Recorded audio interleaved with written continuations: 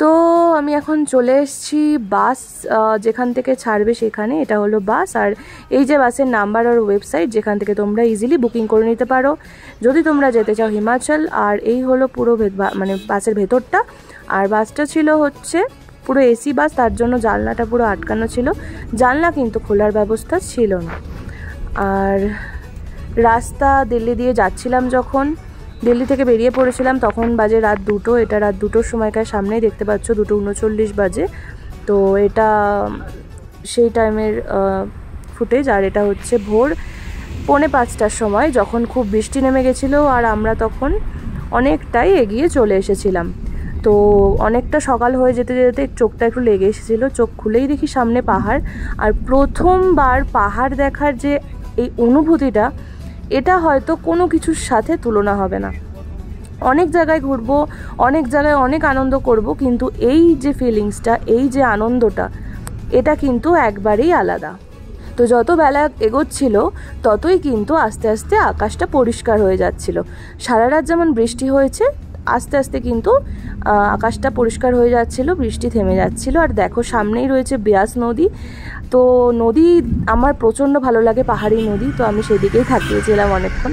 তো যাই হোক, বাস থেকে নামার পরে দেখতে পাচ্ছ আমার গাড়ির দাদা চলে এসেছিলো, আর গাড়িতে উঠে পড়েছি আমি অলরেডি। আর বাইরেটা কিন্তু রোদ উঠে গেছে, তো আমি তো খুবই খুশি। একটু চিন্তা হচ্ছিলো আসার সময় বৃষ্টি হচ্ছিলো বলে।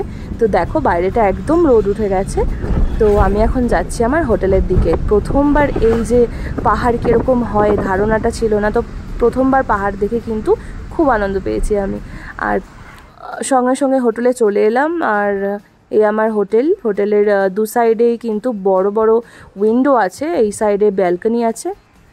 এতটা জার্নি করে এসে আমি জাস্ট প্রচণ্ড কাহিল, পারছি না, মানে মনে হচ্ছে না, নিঃশ্বাস নিতেও কষ্ট হচ্ছে, একদমই ভালো লাগছে না শরীরটা।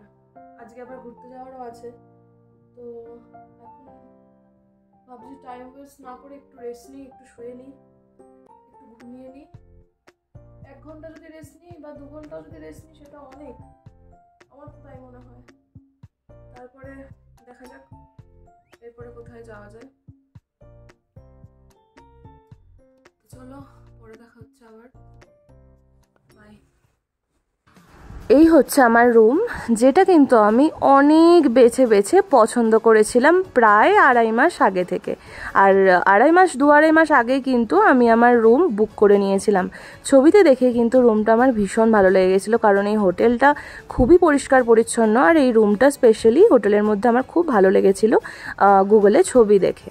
তো হোটেলের ডিটেলস আর বাকি কিছু তোমাদের সাথে পরে শেয়ার করছি। এখন আমাকে রেস্ট নিতে হবে আর এরপরে বেরোতে হবে ঘুরতে, তাই এখনের মতো টাটা, আবার দেখা হচ্ছে ঘুরতে বেরিয়ে।